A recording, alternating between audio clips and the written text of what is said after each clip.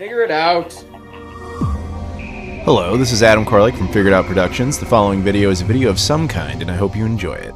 Hey guys, it's Adam here, and today, yes, this is not a joke, this is not special effects. We really are doing a video on the Philips CDI. Join me. Before we do that though, if you guys could do me a favor, please like this video, comment down below, and subscribe if you've never done that before. As well as go into the description of the video.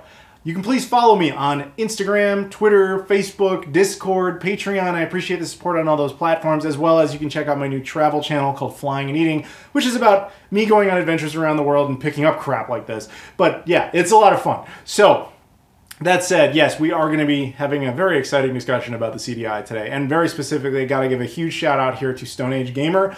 They were cool enough to send me the device we're going to be reviewing today, and when they first pitched that this even existed, I was like, sign me up, I want in, yes, I'm all over this, because I love doing obscure oddball things, and this pretty much defines it. We're going to be talking about using modern Bluetooth controllers on the Philips CDI. Oh yeah. We're doing this. So, before we do that though, I do want to give a little bit of a history lesson on this system, only because this is a system that I feel is incredibly misunderstood. Now, I'm not going to sit here and tell you like, hey man, the CDI is great and you guys just don't know any better. I'm not here to make that claim. I am just going to try and make you understand that it's not the LOL Zelda bad animation Flowers of Robert Mapplethorpe machine, LOL. Like, it's not that.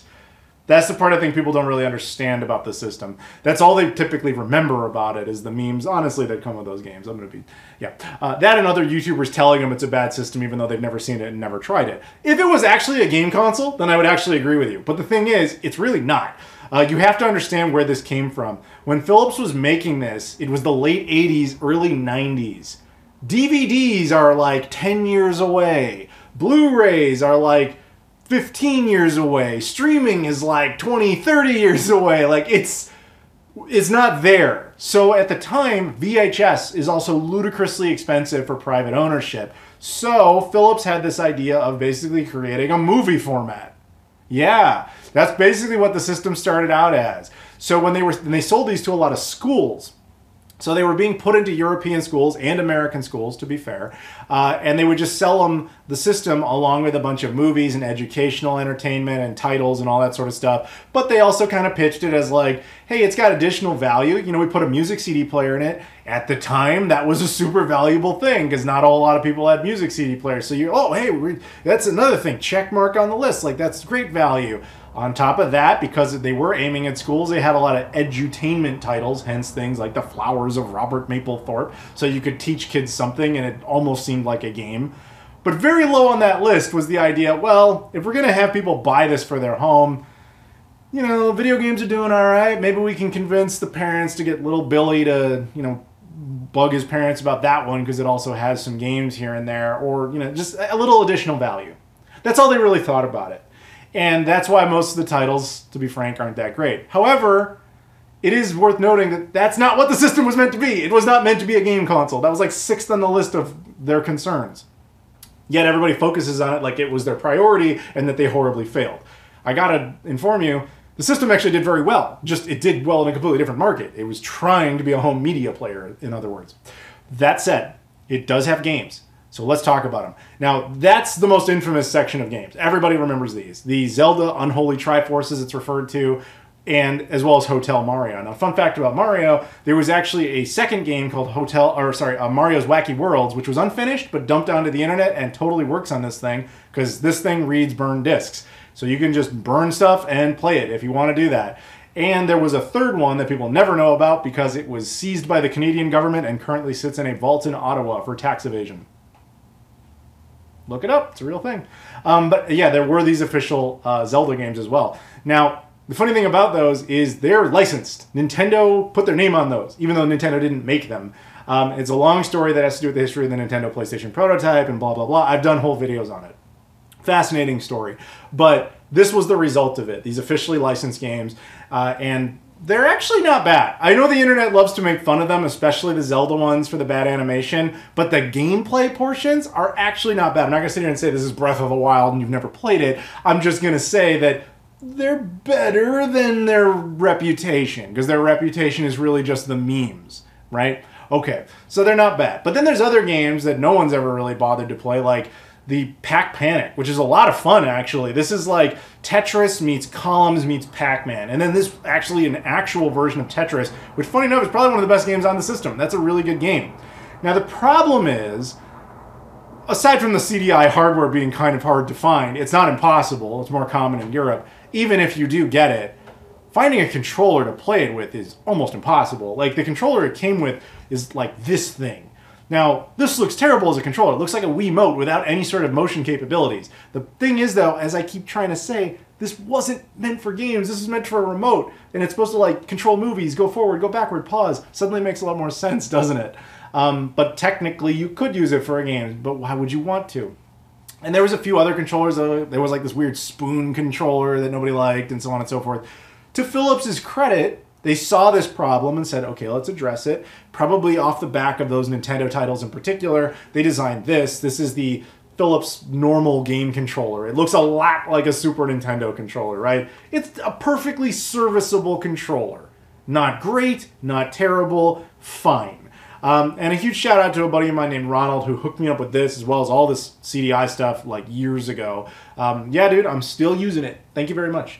But that controller is ludicrously uncommon, very expensive, and just kind of a ridiculous thing to pursue. Oddly enough, we now live in an era where retro game consoles are having their bugs, as it were, retroactively fixed with modern technology. Enter Stone Age Gamer and this device.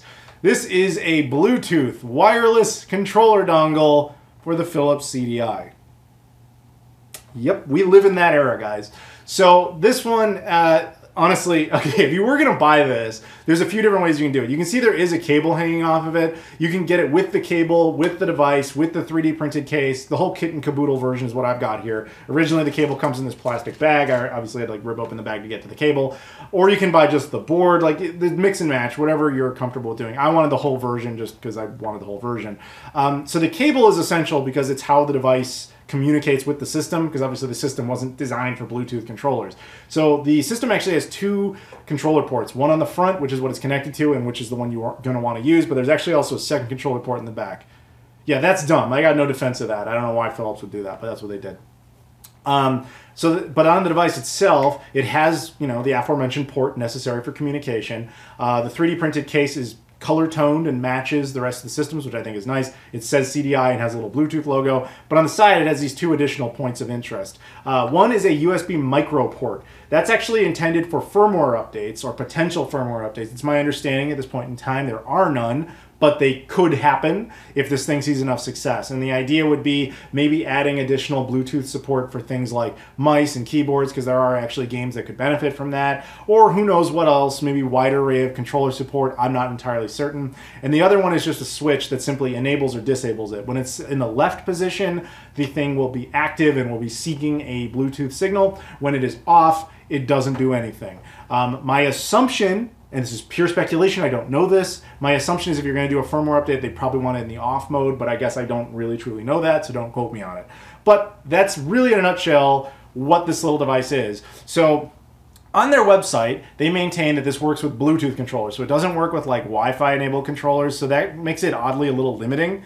Also, it uses this USB micro port instead of a full-size port, which I think is unfortunate because, look, I'm no engineer, and maybe what I'm about to say is stupid, and 1,000 people will tell me why this is hardware impossible, but it would have been nice with a full USB port if this thing would have been able to use things like the Retrobit, like Sega Genesis controller with its dongle, or the Retro Fighters controllers that all have like USB dongles that just connect on. As it is, none of those controllers work with this thing. The website says specifically it works with 8-bit DOE controllers. I don't have any of those, so I can't comment on that. It also then says, quote, PlayStation, and it says, quote, Xbox.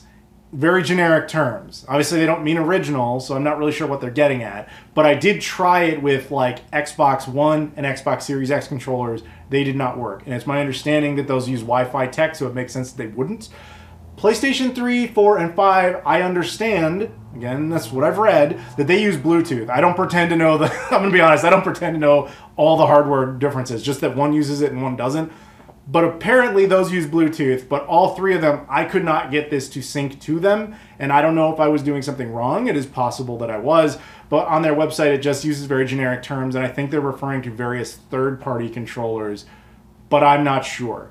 So the one that it did work, and I could get to work, and is totally official, and is cosmically hilarious, is the Nintendo Switch Pro Controller.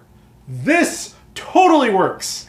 And that's awesome because if you want to play those official Nintendo titles, it took until 2023, but we're here. We can actually do this now. So that's really all there is to say without actually firing it up. So let's do that. So in order to do that, you're obviously going to want to connect the controller device. Now, I recommend connecting it before you turn the system on, though technically you can do it after, but I would recommend doing it beforehand. And then you just kind of let it sit there for a second while we get power to everything. So I've turned on my little device here, and then I have to fire up the RetroTink and then fire up the console. Now, this version of the CDI, the reason we're using it is it has RGB output going into a RetroTink 5X, and that comes up with a relatively actually very nice, clean screen. Now, there will be no sound. I've intentionally disabled that for the purposes of the video. But yeah, so at that point, you can see now that the dongle thing actually has power. So it's got a green light that's consistent, which basically is, at this point in time, all that really means is, hey, I've got power, that's it. And the orange light means, hey, dude, I'm looking for a Bluetooth signal, what you got? That's all it's doing. So what you're going to want to do at that point is take your Switch Pro controller, in this case, and hold down the sync button. And you'll feel it kind of vibrate for a second, and then the controller will start looking on the bottom, and then it instantly pairs. And now, watch this. Oh, look at that. Yeah, it totally works. So we're going to go ahead and click on the game. The game I put in there was Pac Panic. I know you guys are a little surprised, probably expecting one of the Nintendo ones.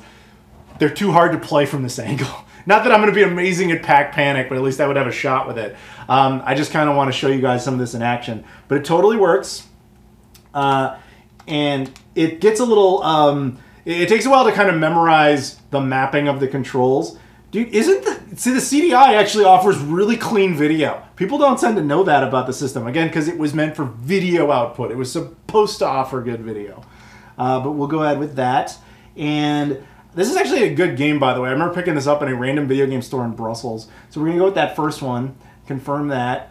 And I don't know, click that one. I'm trying to play this like upside down and backwards just so you guys can kind of see how the button configuration works. Load times on this machine, not great, but not terrible, all things considered. So as you can see there, we've got like this columns thing going on. So in this game, it's hard to, I can't see what I'm doing. Okay, yeah, so we can move them around like in columns or Tetris. And the idea is we want to eliminate the ghost guys, as always. And we want to then also like eliminate things. So here's Pac-Man coming for him, and then boom, he can eat them, and then they all die. So the other thing you can do, of course, is you know, like all the yellow things there, when they all get, you know, like all aligned, they'll knock, you know, it out. You get it. You get it. I actually played this quite extensively. I'm going to stop playing just for the purposes of discussion, but I played this quite extensively with actually all the games here. Now, admittedly, I was not very good at Zelda's Adventure, but the other games, it was a little bit easier to play. This one is just like, it's an oddly complicated game. It takes a little while to get used to it. But yeah, it totally works. I had, once the controller connected, no problems. Got it to work just fine. It's just really, I'm going to turn the system off just for lighting purposes, but it really works very well. One thing worth noting about this, though, from a hardware perspective, every time you turn the system off and then turn it back on, you will have to repair the controller. It's not like it remembers the last sync. It has to happen and be synced every single time. My biggest complaint with it, if I'm honest, is just that it would have been really nice to have it not be just limited to this controller. Like, I literally couldn't find any other controllers that worked. And knowing that I'm sitting on, like, honestly, I'm sitting on like a mountain of Retro Fighters controllers that all are capable of wireless technology. They all have a little USB dongle. It would have been nice if they worked on this.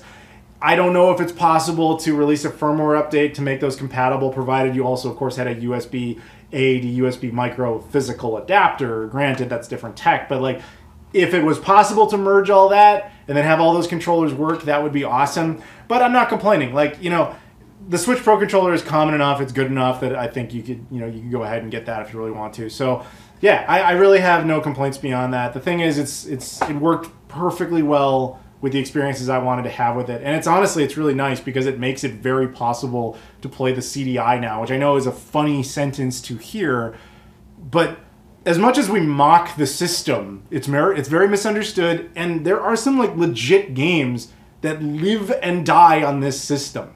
So if you actually, for some reason, really are like, man, you know what? You kind of talked me into it. I kind of want to check out a CDI and try these games. You might look online and find out these games are like ludicrously expensive. They are.